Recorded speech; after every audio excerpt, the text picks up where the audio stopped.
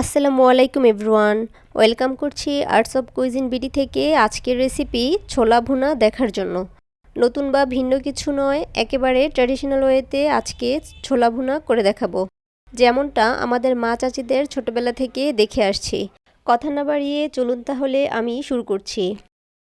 এখানে আমি 2 কাপ ছোলা সারা রাত ভিজিয়ে রেখে খুব ভালোভাবে ধুয়ে পরিমাণ মতো লবণ দিয়ে সিদ্ধ করে নিয়েছি। আর 80 বা 90% নয়, ছোলাটা আমি সম্পূর্ণভাবেই সিদ্ধ করে নিয়েছি। সিদ্ধ হওয়ার পর আবারও ভালোভাবে ধুয়ে নিয়েছি, কেননা সিদ্ধ হওয়ার পর ছোলা থেকে প্রচুর কালো পানি বের হয়। আর এখানে মাঝারি সাইজের একটি আলু সিদ্ধ করে নিয়েছি।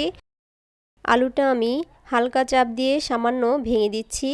এখানে আলুটা খুব বেশি মিহি করে ভাঙার দরকার নেই। ভেঙে নেওয়ার পর আমি চলে যাব মূল রান্নায়। চুলায় একটি প্যান বসিয়ে এর মাঝে দিয়ে দিচ্ছি 2 টেবিল চামচ পরিমাণ তেল। দিচ্ছি একটি তেজপাতা, 2 টুকরো দারচিনি, 3টি এলাচ, 3-4টি লং। এর মাঝে পেঁয়াজ কুচি দিচ্ছি প্রায় হাফ কাপ। হালকা ব্রাউন করে ভেজে নিব।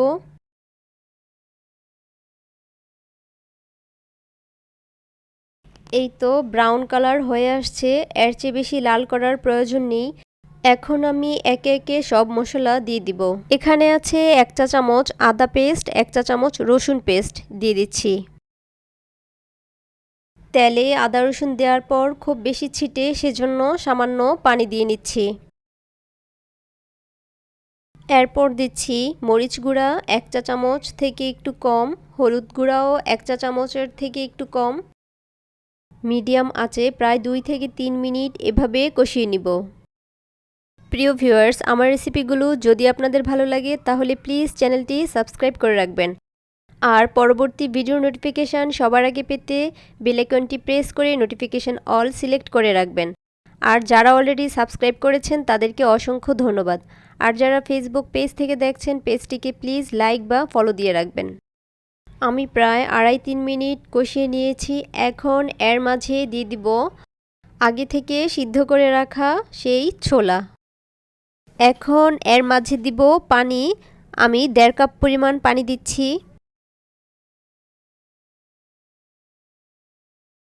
দিচ্ছি সামান্য লবণ। যেহেতু সিদ্ধ করার সময় লবণ দিয়েছিলাম, সেজন্য লবণটা এখানে খুব সাবধানে ব্যবহার করতে হবে। নেড়েচেড়ে খুব ভালোভাবে মিশিয়ে ঢেকে রান্না করব 6 থেকে 7 মিনিট। আর এর মাঝে আমি ঢাকনা খুলে মাঝে মাঝে একটু নেড়েচেড়ে দিব।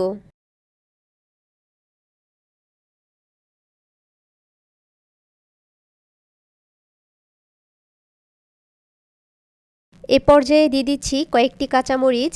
মরিচগুলো আমি মাঝখান থেকে চিড়ে দিয়েছি। দিয়ে দিলাম হাফ চা চামচ জিরা গুঁড়া।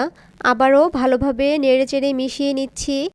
যে কোনো রান্নায় কাঁচামরিচটা একেবারে শুরুতে দিয়ে দিবেন না, এতে করে ঝালটা রয়ে যাবে, কিন্তু কাঁচামরিচের ঘ্রাণ আর কালারটা নষ্ট হয়ে যায়। আবারও ঢেকে কিছুক্ষণ রান্না করছি।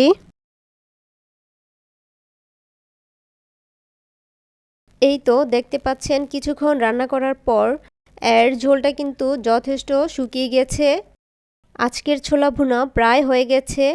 পানিটা আর একটু টেনে আসার পর ঠিক যখন এরকম হবে তখনই তুলে নিব। আমার রান্না হয়ে গেছে, আমি এখনই তুলে নিচ্ছি। প্রিয় ভিউয়ার্স, আমার রেসিপিটি ফলো করে বাসায় ট্রাই করবেন, আশা করছি আপনাদের ভালো লাগবে। আজকের রেসিপিটি ভালো লাগলে ভিডিওতে একটি লাইক দিয়ে ফ্রেন্ডস অ্যান্ড ফ্যামিলির মাঝে শেয়ার করে দিবেন। চলে আসবো নতুন কোনো রেসিপি নিয়ে, সেই পর্যন্ত ভালো থাকবেন। সবার সুস্থতা কামনা করে বিদায় নিচ্ছি। আল্লাহ হাফেজ।